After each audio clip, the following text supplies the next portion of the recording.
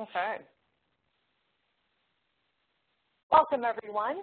I'd like to introduce the presenter for this session. Her name is Dr. Martha Burns. As the author of over 100 journal articles and multiple books, neuroscientist Martha Burns, PhD, is a leading expert on how children learn. For over 15 years, she has served as adjunct associate professor at Northwestern University. Please help me welcome Dr. Martha Burns. Thank you so much, Carrie, and welcome everyone. What we're going to be talking about today is interpreting conflicting research with respect to any neuroscience research, but specifically this will be the FastForward programs. The agenda that I'm going to go through for you just quickly is we're going to talk about both some recent positive research, some negative research. So all programs have a little positive and negative. We'll highlight the recent independent educational research that's been positive and talk about the Macquarie University Special Education Center briefing verdict, which is based on a study by Strong et al. In 2010. We're then going to talk about the value of phonics in one-on-one intensive instruction and reading interventions based on Gilliam's research, which was part of the Strong study. And then we're going to look at other independent research reviews and peer-reviewed research that's available for anyone who's interested, and finally conclude. So the FastForward online programs, which will be the target of this neuroscience discussion today on research, include a language series that we often refer to as brain fitness exercises with language, FastForward language, and language to reading. A secondary series for adolescent learners, FastForward literacy and literacy advanced, also brain fitness, and then a reading series that consists of a reading readiness program and 5 targeted curriculum-based reading instruction programs. Now, some research recently, there was an interim report in 2010 funded by the Nevada State Evaluation of Educational Interventions that found FastForward to be a high gain program and the actual highest gain program of all of those that they studied, including Lexia and Read 180, often programs that are used in many school districts. There also was an independent study done by the St. Mary's School District in Louisiana comparing the outcome of their statewide testing that's done on an annual basis with the general statewide testing of all the students in the state of Louisiana. All the students in the state of Louisiana are represented by this orangish color diamond, but the St. Mary's Parish, you can see, was falling underneath in their reading scores and general achievement scores in 2004. In 2006, they went back down again and instituted the FastForward series of programs, which they continued to use, as you can see, through 2011. Added another intervention in 2010 as well, and you can see that their students are achieving way above the state average. We see something very similar in the Dallas Public School study that was done, again, an independent study done by that school district, where the state average here is illustrated by the orange line, and you can see that it has gone up and down along the baseline of 0 where they started. And those students who received FastForward in the Dallas schools were actually far above the state average. So these studies that were reported in 2010 and 2011 are efficacy studies, which I'll explain in a minute, and they're very impressive, as you can see. But there are some older studies that have mixed results, and that's really what I want to focus on as well, and understand why they have mixed results, and also understand what scientific learning has done with the FastForward programs based on those results to improve their outcomes. So the studies with mixed results, many of them used only one product, not all the FastForward programs. They used FastForward by itself, FastForward language, and it was an older version of FastForward language that was actually published and available in the early 2000s. So they only used that product. It was an older version. And several of the studies involved intent to treat design, which I'll explain in a minute, which is a design that's used in some educational research but never used in large studies where you're looking at efficacy. It's not, intent to treat is not an efficacy-based study, which I'll explain. There was also a study done by Gilliam, which I'm going to go into a great deal of detail, who found both positive and negative. Positive results, I won't even say negative. He found in some cases that Fast Forward was no better than, but as good as individual one-on-one speech therapy. That is not a negative finding, but it is what I would call a neutral finding, if you will. And then he found some positive findings. So we'll talk about that. The reason that I'm doing this in Maine is because the McCrary University Special Education Center that's published by Genevieve McArthur has a briefing that she publishes every year on different reading interventions. And she did conclude in one of her recent briefings that the systematic review of Fast Forward found that it was not it didn't have a reliable effect on reading or expressive or receptive spoken language. And she based that on a meta-analysis by Strong, Torgerson, and Holm, published in 2010, that included those studies that I've just shown you that had mixed results. Now, I want to explain the major reason. There are 6 studies in the Strong meta-analysis, and the vast majority of them used an intent-to-treat design. An intent-to-treat design is one in which you include children whether or not they used the product. So I often say, how would you feel if you were looking at the use of penicillin or ampicillin, 2 of our best used antibiotics, and somebody did a drug study where they studied, let's say, 1,000 people, gave them penicillin to treat streptococcal infection, and included all of the 1,000, even if they never even took one pill, and included people in their study that maybe only took a few pills and didn't use them as directed. Now, pharmaceuticals would never have that kind of research. The only studies I ever know of that pharmaceuticals did that was with birth control pills, because sometimes women would forget to take them. But when you're looking at efficacy of anything, a program or a medication, you look at it when it's used as directed. The intent to treat design, where you include people who don't use it, is used in education sometimes, and it's used when schools have high absentee rates or high student transfer rates.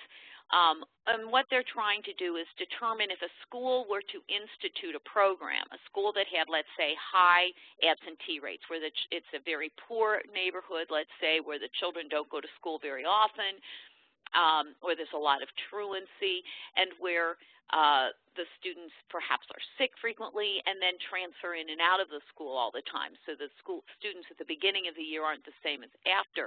If I were to institute a program, could I still get some good outcomes if students didn't participate? And schools in the United States use that because schools are bound to close the achievement gap, meaning a school is not allowed to account for students who don't show up in their end-of-the-year testing. So often they'll use this intent-to-treat design, but it should never be used for an intervention or for a medication, because you're not looking at efficacy. You're looking at, does it work in a school where people don't use it, essentially. And so, unfortunately, the Strong et al. Meta-analysis included those intent-to-treat studies. Why they did that, I'm not sure.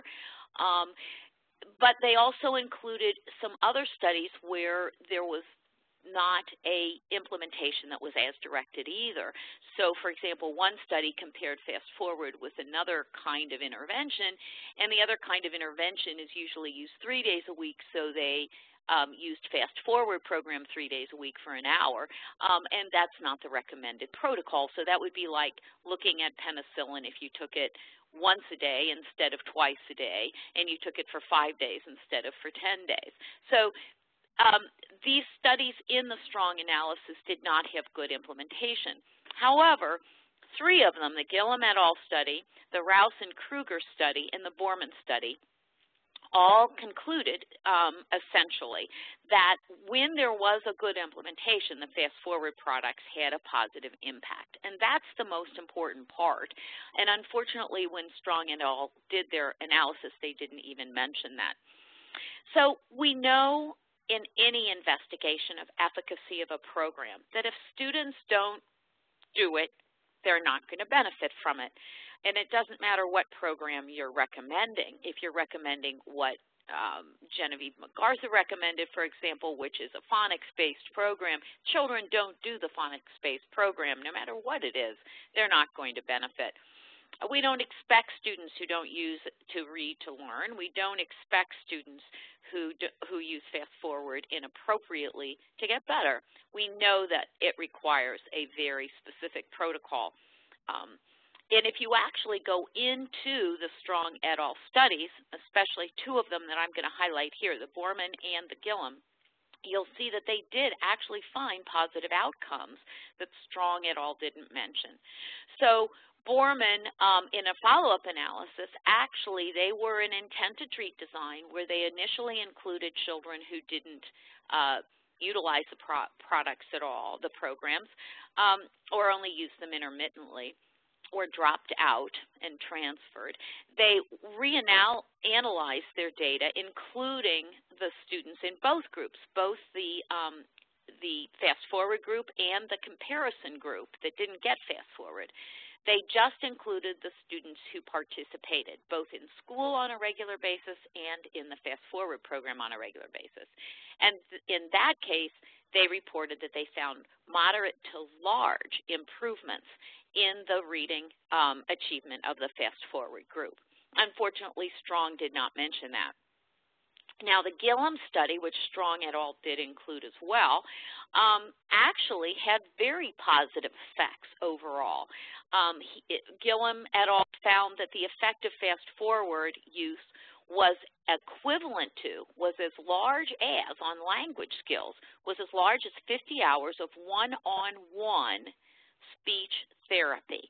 So the students, Fast Forward was compared with being used an hour and a half a day or 100 minutes a day, 5 days a week, with speech therapy that occurred one-on-one for that same period of time, and the gains were equivalent with the 2. So Gilliam et al. Actually found that Fast Forward was as effective as regular speech therapy when it's intensive. Secondly, on immediate post-testing, and then post-testing 3 and 6 months after they administered Fast Forward, they found that the children who went through Fast Forward, as well as children who went through another set of computerized interventions that was a combination of approaches, and I'll tell you what they were because you should know. They included laureate software and aerobic software in a compiled way. All of those students showed significant improvements in phonological awareness. Dr. Gilliam, at the end of his study, when asked about how he felt about the impact of Fast Forward, stated, and this is a direct quote, "The results of longitudinal studies consistently show that only about 25% of school-aged children with poor language skills show significant improvements after 2, 4, or even 10 years of school services. Conversely, 74% of the children in our study who received Fast Forward language had follow-up scores that were significantly greater than their pre-test scores 6 months after the treatment ended." He said, and I quote, "I judge that to be a substantial benefit." Unfortunately, the Strong et al. Article did not go into the Gilliam results, did not go into the body of the study or mention any of those findings. Now, in addition to those studies, there have been some other research reviews. The Strong et al. Meta-analysis is a research review. As we said, it shows research that was anywhere from 5 to 7 years old. There have been some more recent independent research reviews, one done by the National Center on Response to Intervention and published in 2011, and it listed Fast Forward Language Series as a successful response to intervention.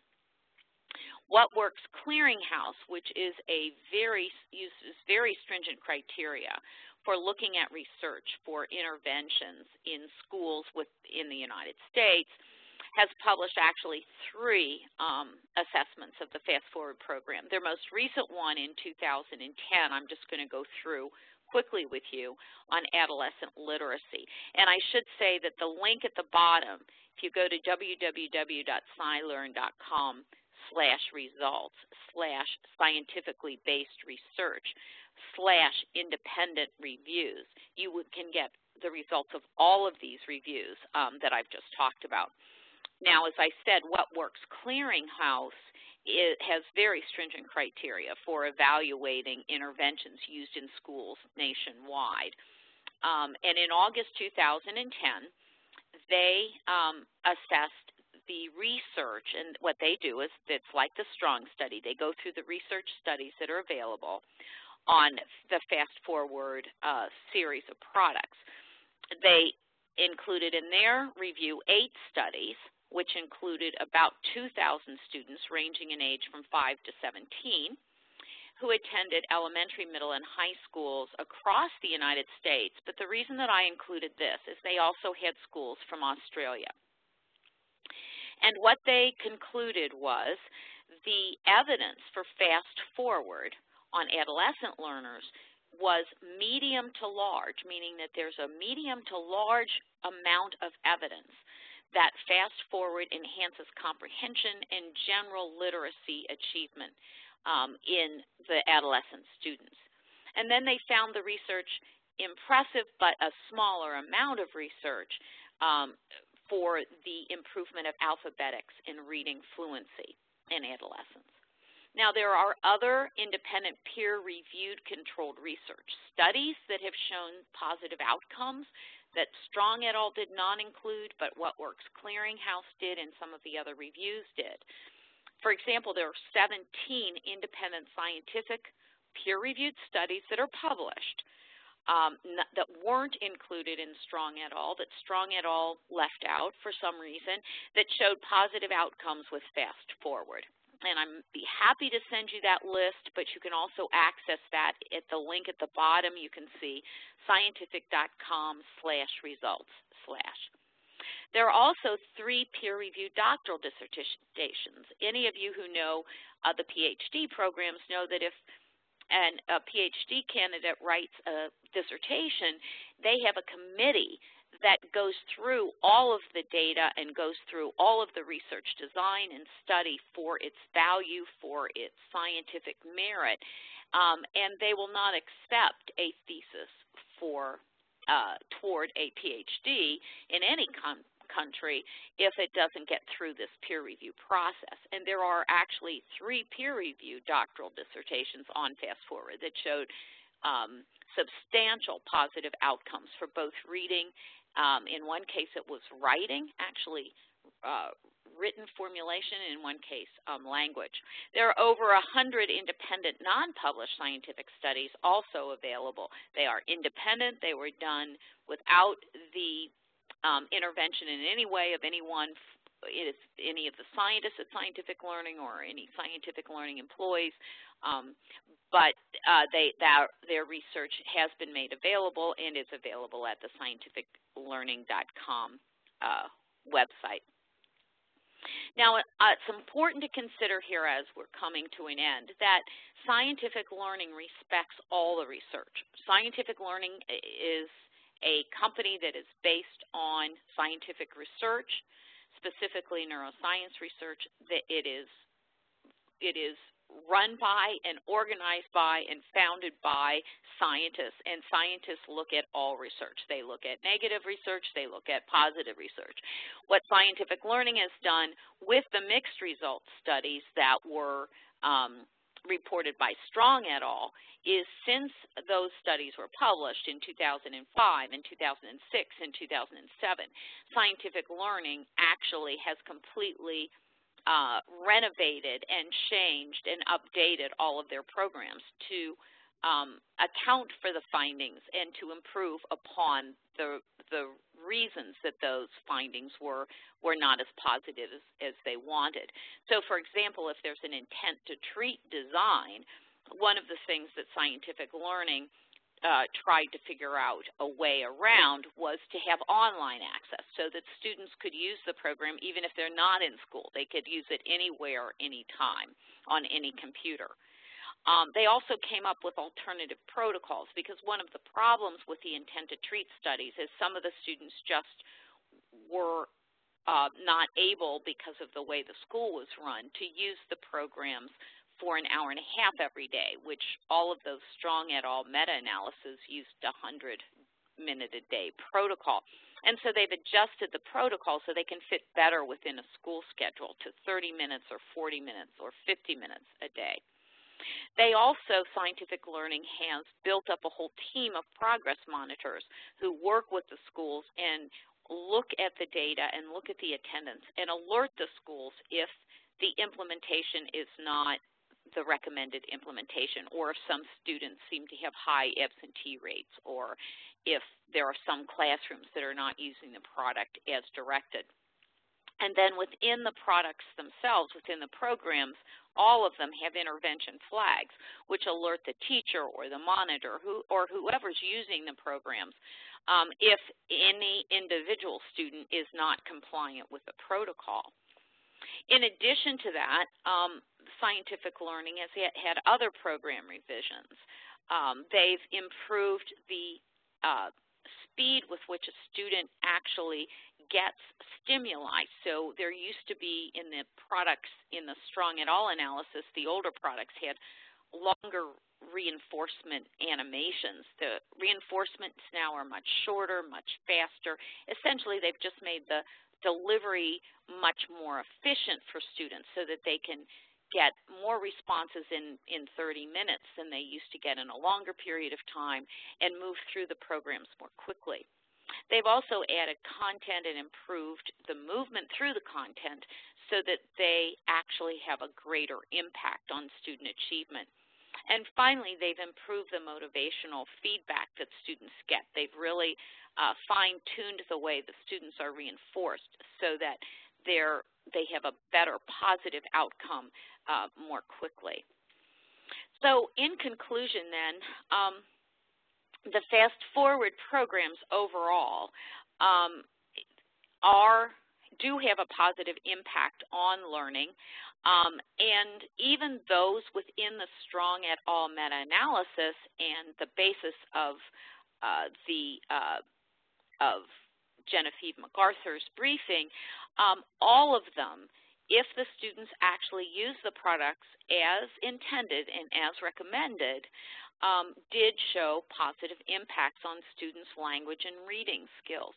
So those studies, even though they had mixed results and some had intent to treat, when the students used them as recommended, they were effective. In the years since those studies were conducted, and that's 7 years in many cases, 7 years ago, in those years since, scientific learning has used some of those findings to improve the programs. And they've also released a number of new products and services to enhance the effect of the programs overall. And these changes have helped schools to achieve high-quality implementations, which you can see in the newer research that's been published from 2009, 10, 11, and 12. Those independent studies are showing extraordinarily positive outcomes. Now, it's important to emphasize that nothing will ever replace a teacher or a therapist. The Fast Forward programs are not designed as a replacement for quality education or quality therapeutic intervention. But when comparing different kinds of interventions, one of the things Dr. Gilliam, again, who is the publisher of the article, one of the articles included in the Strong meta-analysis, one of the things Gilliam pointed out is that you always need to consider the cost and time investment of the teacher or the therapist. And if you have a way that you can augment what the teacher or therapist is doing through computerized interventions, that can reduce the cost significantly. So that is the end of my talk. I'm hoping that you all will go to the website and review the research that's recent and also have a better understanding of why the Strong et al. Data meta-analysis was, at least from the perspective of scientists, an incomplete analysis of the research available on the Fast Forward programs. Thank you very much.